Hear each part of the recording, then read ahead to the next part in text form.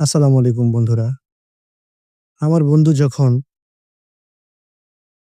যখন কর্মক্ষেত্রে যায়, তখন এই রাস্তা দিয়ে হয়তো চলাচল করে। দেখুন বাচ্চাটা কত সুন্দর।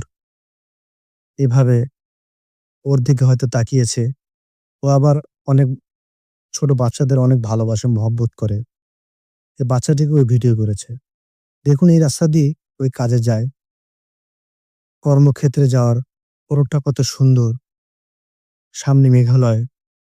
কত সুন্দর মেঘালয় পাহাড়। এটাকে আইসল্যান্ড পাহাড় বলে। তো এইভাবে ওই পাহাড়ের সামনে দিয়ে কি সুন্দর রোড, এভাবেই চলে যাচ্ছে আর কর্মক্ষেত্রে। আসলে প্রিয় মানুষগুলো যখন বিদেশে যায়, যখন ভালো কোনো জায়গায় ভ্রমণ করে, তখনই দেখবেন তাদের মনের ভিতর একটা আবেগ সৃষ্টি হয়। তখন প্রিয় মানুষের কথা মনে হয়, বন্ধু-বান্ধবের কথা মনে হয়, আত্মীয়স্বজনের কথা মনে হয়। দেখুন বাচ্চাটাকে আবারও দেখছি। বললাম না ও অনেক বাচ্চা প্রিয় মানুষ, বাচ্চাদেরকে অনেক ভালোবাসে। যাই হোক, যখন মানুষ বিদেশে যায়, যাওয়ার পরে সকল আত্মীয়স্বজনের কথা, বন্ধু-বান্ধবের কথা, পাড়া-প্রতিবেশীর কথা, বিশেষ করে তার ফ্যামিলির কথা মনে পড়ে।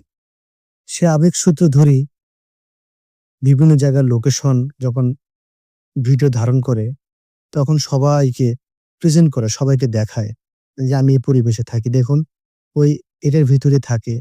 এখানে হয়তো কোম্পানির গাড়ি এগুলো চড়ে ওই বিদেশ মানে কোম্পানির কাজের ক্ষেত্রে চলে যায়। এইটা ওদের গেট, মূল গেট। এই গেট দিয়েই ওদের গাড়ি বের হয়, যা যাওয়া আসা করে।" এত সুন্দর পরিবেশ সত্যি অনেক অতুলনীয়। এটা হলো আপনার কিরগিজস্তান, অনেক সুন্দর পরিবেশ।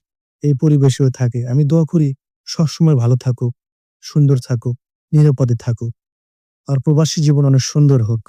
আমি চাই ও বাপ-মার যে স্বপ্ন, যে আশা, যে ভরসা, যে ভালোবাসা, যে প্রতিশ্রুতি দিয়ে বিদেশে গিয়েছে, প্রত্যেকটা যেন আশা, সকল আশা পূরণ করতে পারে। এ ফুলের মতো সুন্দর হোক ওর জীবন। এই দোয়া ভালোবাসা রইল ওর জন্য। সবার জন্য দোয়া করবেন। ভালো থাকবেন। আসসালামু আলাইকুম।